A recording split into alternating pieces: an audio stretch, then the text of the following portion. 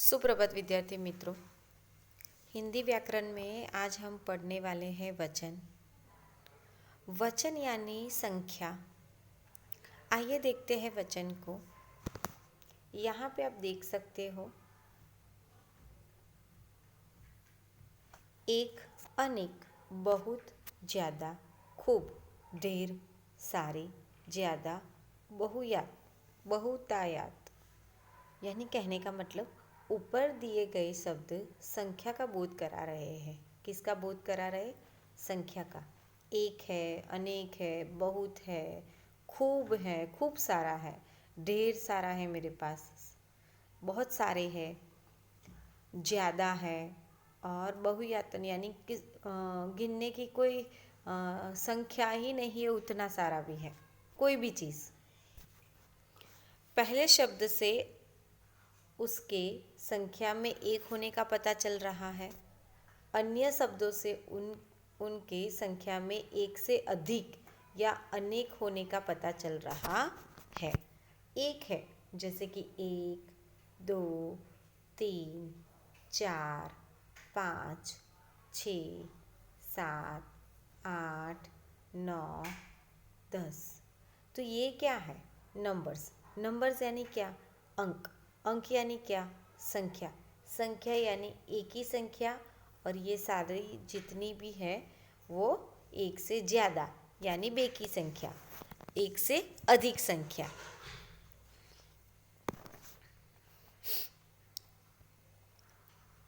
वचन का अर्थ है संख्या।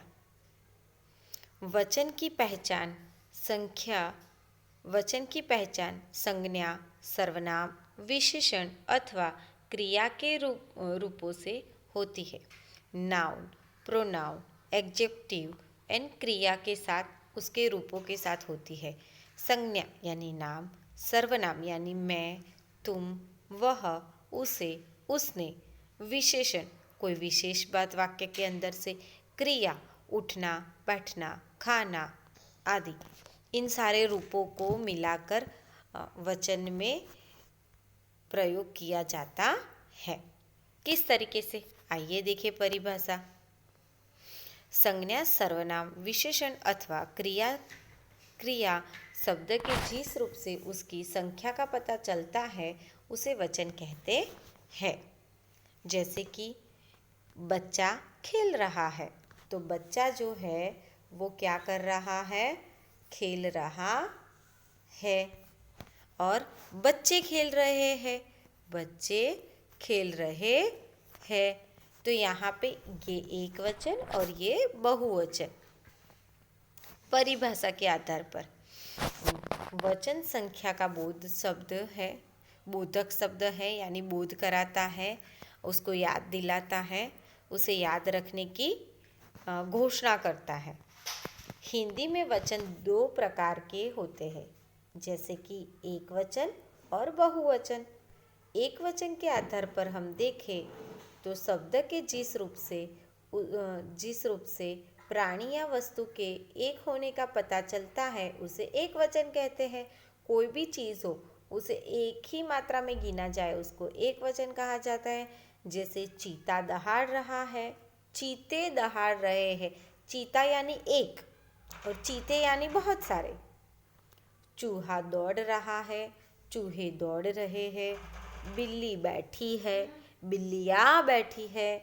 मैं बहुत परिश्रम करता हूँ, हम सब बहुत परिश्रम करते हैं।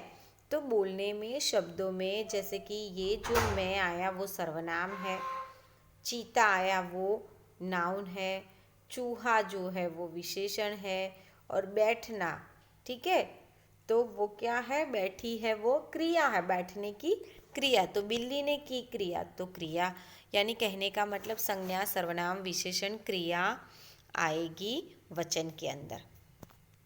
उसी के आधार पर हम बहुवचन को देखें तो शब्द के जिस रूप से प्राणी या वस्तु के एक से अधिक होने का पता चलता है उसे बहुवचन कहते हैं। जैसे कि चीते दहाड़ रहे हैं, हम बहुत परिश्रम करते हैं, चूहे दौड़ रहे हैं, बिल्लियाँ बैठी है।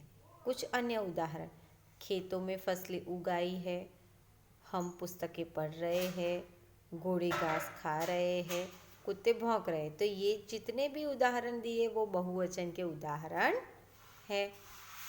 उसी के आधार पर हमें कुछ जानकारी दी है। कुछ शब्द सदा एक वचन के रूप में प्रयोग में लाए जाते हैं, जैसे कि पानी, दूध, बारिश, घी, जनता आदि। जैसे कि पानी की बूंदें हो या बहुत सारा पानी हो तो उसका वो काउंटेबल नहीं है, अनकाउंटेबल है, उसको गिना नहीं जा सकता। दूध की धाराओं को गिना नहीं जा सकता। बारिश गिर रही है तो बारिश की बूंदों को नहीं गिना जा सकता। घी को नहीं गिना जा सकता। एक एक एक करके तो नहीं गिना जा सकता, केजी में गिना जाता है। जनता को, जनता बहुत मात्रा में, बहुत ताकत में है, इसीलिए उनको भी नहीं गिना जाता। इसलिए उनको पहले से ही एक वचन के रूप में उनको लिया गया है।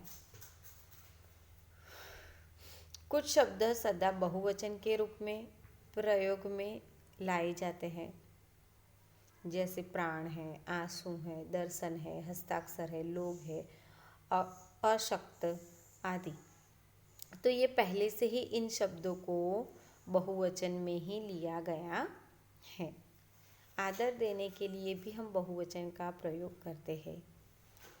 मेरे दादाजी गांव से आए, दादाजी एक ही है लेकिन दादा जी लगाया जाता है, तो जी यानी रिस्पेक्ट दिया जाता है, इसीलिए सदैव वो बहुवचन में ही प्रयोग किए जाते हैं।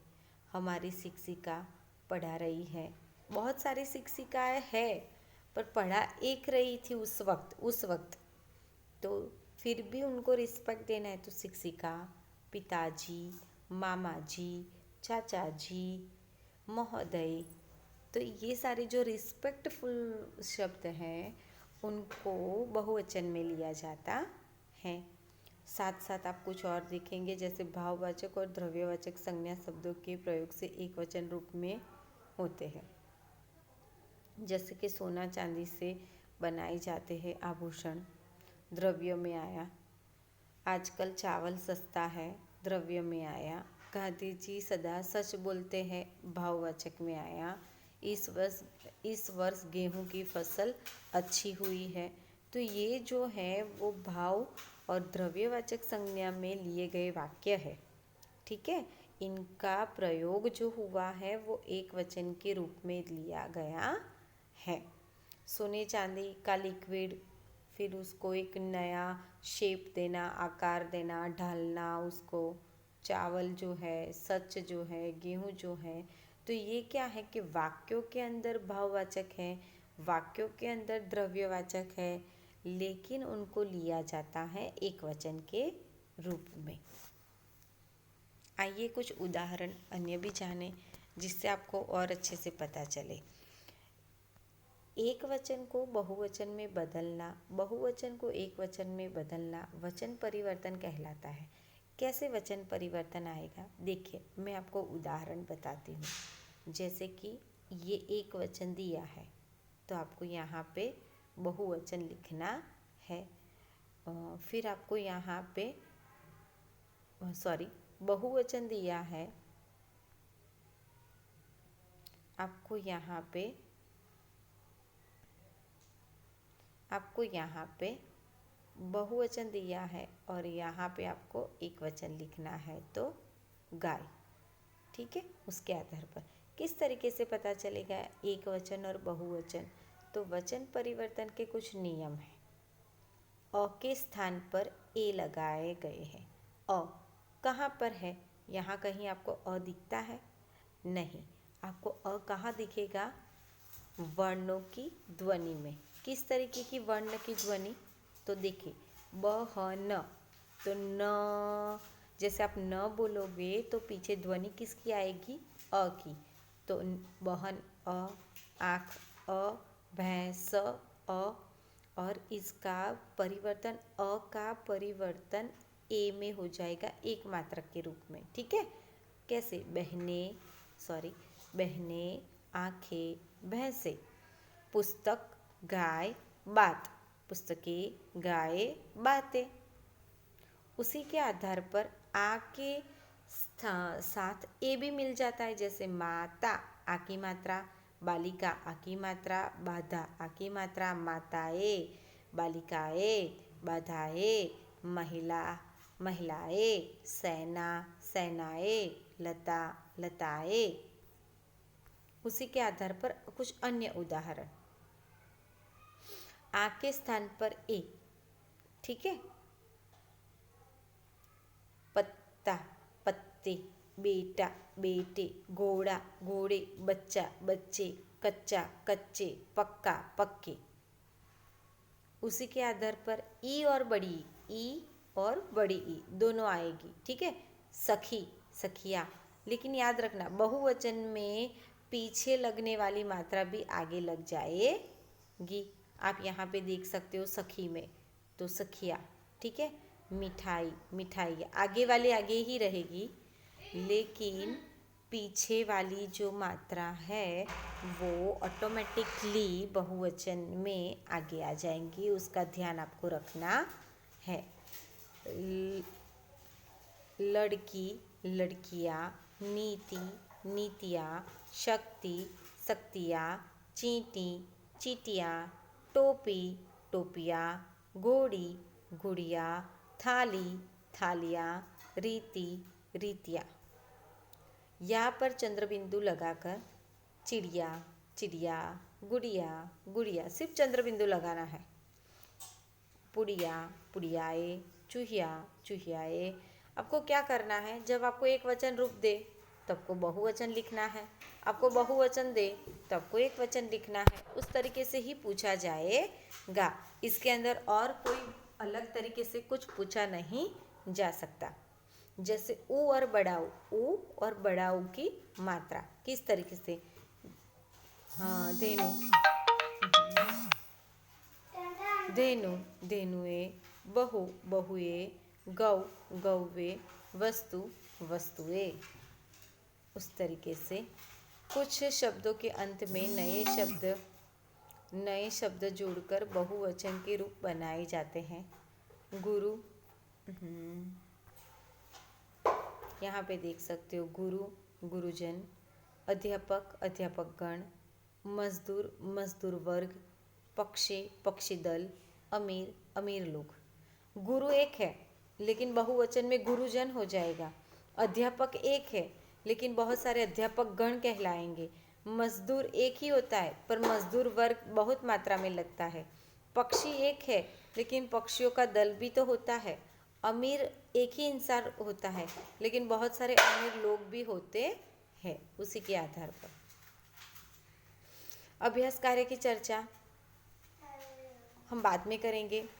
अभ्यास कार्य के अंदर सही और गलत है, रिक्त स्थानों की पूर्ति है, रंगीन शब्दों के वचन बदलकर वाक्य फिर से लिखने हैं, सही बहुवचन चुनने हैं और बहुवचन को शब्दों का एक वचन में बदलना है। तो अभ्यास कार्य की चर्चा यानी मीन्स अभी तो मैंने आपको बताया वैसे ही है अभ्यास कार्य। फिर भी अभ्यास कार्य की जब बारी आएगी तब मैं आपके साथ मैं आपको हेल्प कर दूंगी इसके अंदर, ठीक है। तो बहुवचन के अंदर अगर आपको कुछ समझ में ना आए तो आप मुझे बता सकते हो। बहुत ही जल्द हम जूम क्लास पे मिलेंगे। थोड़ी तबीयत ठीक न होने के कारण मैं क्लास नहीं ले रही थी, लेकिन ऐसा कुछ भी नहीं था कि जैसे कि आपका कुछ मिस हो। वर्क जो था वो थोड़ा बहुत आप तक पहुंचता था। फिर भी आपको कुछ समझ में ना आए तो आप मुझे उस वक्त बता देना, नोट डाउन करके रख देना, हम उसकी चर्चा उस वक्त कर लेंगे। धन्यवाद बच्चों।